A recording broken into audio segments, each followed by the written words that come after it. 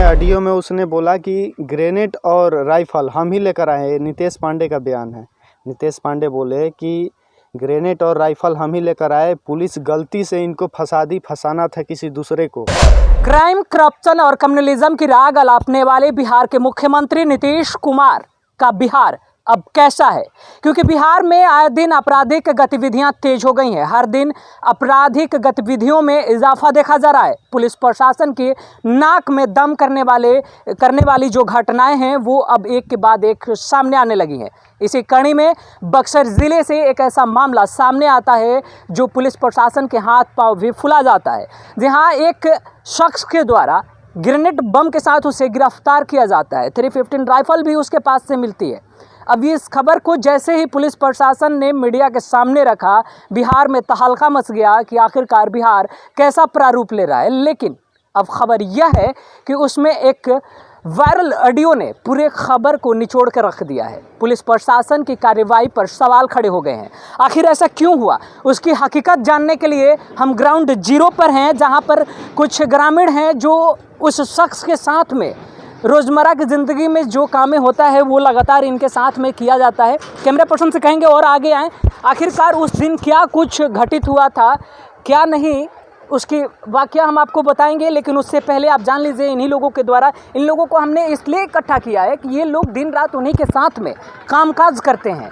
धान की खेती है और धान की कटाई देखिए, इधर सामने धान पड़ा बिसरा है और यहीं से उस शख्स को बताया जैसा जा रहा है कि गाड़ी में बैठाकर कुछ लोग लेकर के गए और क्या कुछ हुआ अब हम इन्हीं के जुबानी सुनेंगे। क्या हुआ था उस दिन सर? मैं अनिल कुमार पांडे मैं बता रहा हूं कि यहाँ पर खलिहान में धान है, धान रखा गया है, धान का रखवाली वो करते थे और मैंने यहाँ पर 10 बजे करीब आया तो नहीं थे। तो हमें पता चला कि एक स्कॉर्पियो गाड़ी, ये उस वक्त थे ही नहीं। तो ये हकीकत बताएंगे कैसे? अब आइए किसी और से भी हम जानने की कोशिश किया। उस वक्त आप थे? शुक्रवार का दिन था, करीब समय 8 के करीब हो रहा था, सुबह के 8 के करीब। हम इधर से अपने खलिहान में जा रहे थे, ध्रुव तिवारी को देखे कि अपने धान के पास सोए हुए थे और यहाँ एक सफ़ेद रंग की स्कॉर्पियो गाड़ी लगी हुई थी। उसमें से एक लड़का निकल कर उनको बोल रहा था कि चलिए गाड़ी में बैठिए। तो हम समझे कि कोई उनका रिश्तेदार होगा और सुबह शाम को पता चला कि ध्रुव तिवारी जो लड़का ले गया है या पुलिस के द्वारा उनको गलत ढंग से फंसाया गया। उनका बैक रिकॉर्ड ऐसा नहीं है, हम लोग शुरू से उनके साथ में हैं, उनके गांव के हम लोग हैं। लेकिन उसमें पता चला कि प्रशासन द्वारा उनको गलत फंसाया गया है और यहाँ से उठा करके लोग ले गए हैं। यह ग्रामीणों के द्वारा कही जाने वाली बातें हैं जो अब प्रशासन की जांच के अनुसंधान में है। आखिरकार जब उन्हें बैठा करके ले जाया गया, इसके बाद खबर आई, फिर आप लोगों को क्या लगा, क्या हो सकता है? हम लोग को ये लगा कि उनको गलत फंसाया जाता है, वो सरासर निर्दोष हैं। तो एक निर्दोषी के खिलाफ आखिरकार प्रशासन इतना सख्त रवैया कैसे अपना सकती है? जिस प्रकार से लगातार पुलिस प्रशासन पर सवाल खड़े हो रहे थे, आखिरकार पूरा मामला क्या था, उससे पहले आप ज़रा समझ लीजिए कि पूरा खेल क्या है। उस शख्स के पास से एक ग्रेनेड बम और एक 315 राइफल और कुछ कारतूस यानी जिंदा कारतूस मिलता है। इसके बाद पुलिस प्रशासन अनुसंधान में जुट जाती है। फिर एक ऑडियो क्लिप वायरल होता है और पुलिस प्रशासन पर ही सवाल खड़े कर देता है। अब सवाल यह है कि जिस लड़के ने उस ऑडियो को वायरल किया है वो हमारे साथ है। क्या हुआ था बाबू उस दिन? देखिए, सुबह ये लोग 8 बजे लेकर गए, घर है स्कॉर्पियो से, यहीं खलिहान के बगल में व्हाइट रंग का स्कॉर्पियो था, लेकर गए और FIR में लिखा है कि हम 6:30 बजे 7 बजे के लमसम इनको सरैया पुल के पास धर दबोचे हैं। जबकि 6:30 बजे 7 बजे यानी शाम में? हाँ, शाम में, जबकि बिल्कुल गलत है। इसीलिए हम लोग मोबाइल लोकेशन का जांच के लिए मांग किए हैं और कुरान सरैया थाना का CCTV कैमरा का भी प्रदर्शित किया जाए। अच्छा, कुरान सरैया में जो कुरान सरैया थाने के अंदर जो CCTV कैमरा लगाया गया है उसको दिया जाए, मीडिया के समक्ष रखा जाए। और कैमरा चलता है, ये नहीं कि कैमरा बंद है, कैमरा चलता है। बाद में शायद जो ऑडियो वायरल किए हो तुम, उससे रिलेटेड हमको जानकारी बताओ, आखिरकार वो कैसा वायरल ऑडियो है, क्योंकि उसको लेकर के बहुत अब खलबली है बक्सर जिले के प्रशासन में। इस तरीके का ऑडियो में हमने उनसे पूछा कि आप बड़े पापा को लेकर गए, स्कॉर्पियो में आप भी थे, तो ये कैसे घटना हो गया? तो उसने बताया कि देखिए DSP साहब मिलने के लिए बुला रहे थे, फिर उसने बताया कि हम पूछे कि राइफल और बम आया कहाँ से, क्योंकि इन पर आरोप लगा है कि बम और राइफल के तस्करी करने जा रहे थे। ये तो बात ठीक है, हम ऑडियो सुनवाएंगे पहले, लेकिन उसके बाद क्या किसी प्रशासनिक अधिकारी से मिले आप लोग उस ऑडियो के माध्यम से खासतौर पर? जी, एक सेकंड और बात सुन लीजिए। उसमें ऑडियो में उसने बोला कि ग्रेनेड और राइफल हम ही लेकर आए हैं। नीतीश पांडे का बयान है। नीतीश पांडे बोले कि ग्रेनेड और राइफल हम ही लेकर आए, पुलिस गलती से इनको फंसाना था किसी दूसरे को, जो कि रिकॉर्डिंग में वो खुद अपने बयान में बोल रहा है।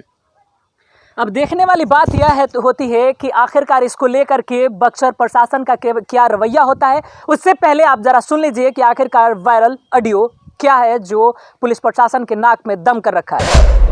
हेलो, हाँ भैया प्रणाम, रितेश बोलते हैं। ओके, हम बोलते नहीं बैनाथपुर से।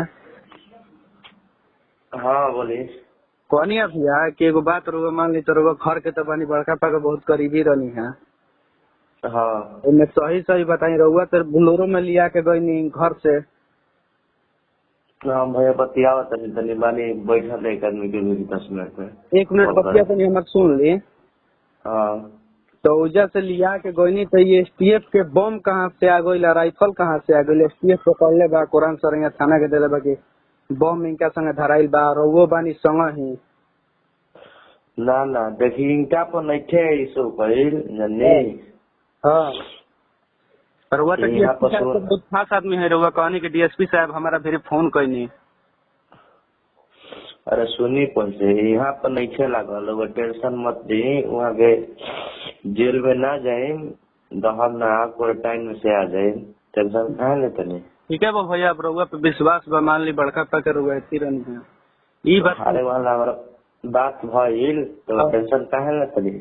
हाँ टेंशन मत ली, वहाँ पे कोनो विशेष नहीं कर गइल। बताई मान ली हमारा घरे आधा आदमी मरे के थाना लगल बा, रहुआ कहते हैं टेंशन मत ली। अरे महाराज मैं अनिल चौबे के देन हनु कि पूरा 5 आदमी की नौकरी चल गई चल जाए, समझ ली वैसे नहीं सरकार कर दे। मैं अनिल चौबे के तो नामो नहीं खेजी आऊ कहत रहे कि हम कुछ जानतो नहीं चाहिए इनका सामने कुछ कहत रहे कि आई मने बम कैसे आइल है, कहाँ से राइफल आइल है?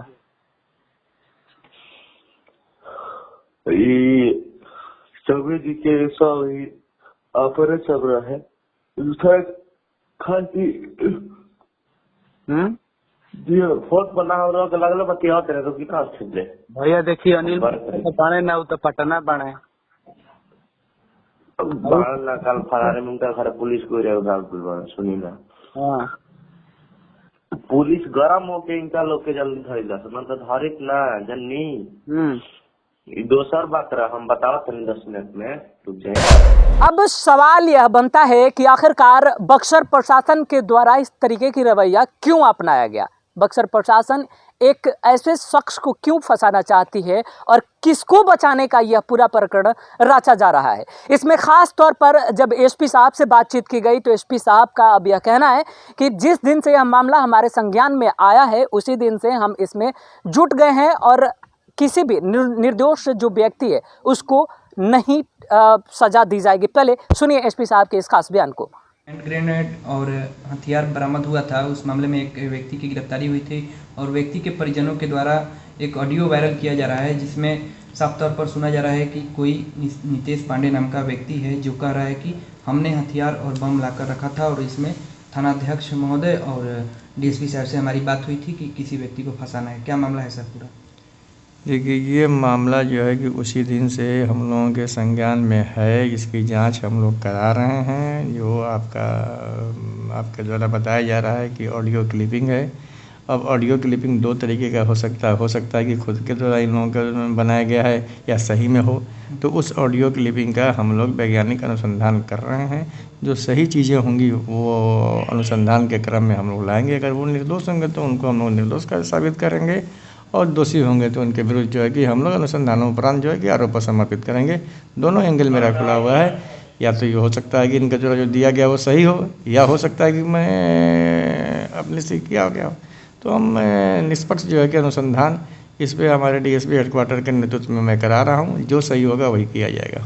गवाह का भी कहना है सर कि उनको पता नहीं था और उनसे साइन करवाया गया है, और इस बात को लेकर अब ये तो आपके ट्रायल की चीज़ें हैं कि भाई किन परिस्थितियों में किए नहीं किए, वो तो बात की चीज़ें हैं। जो चीज़ें अभी हैं कि ये हमारे पास जो है कि हैंड ग्रेनेड मिला है और हथियार बरामद किया हुआ है, सत्यता यही है।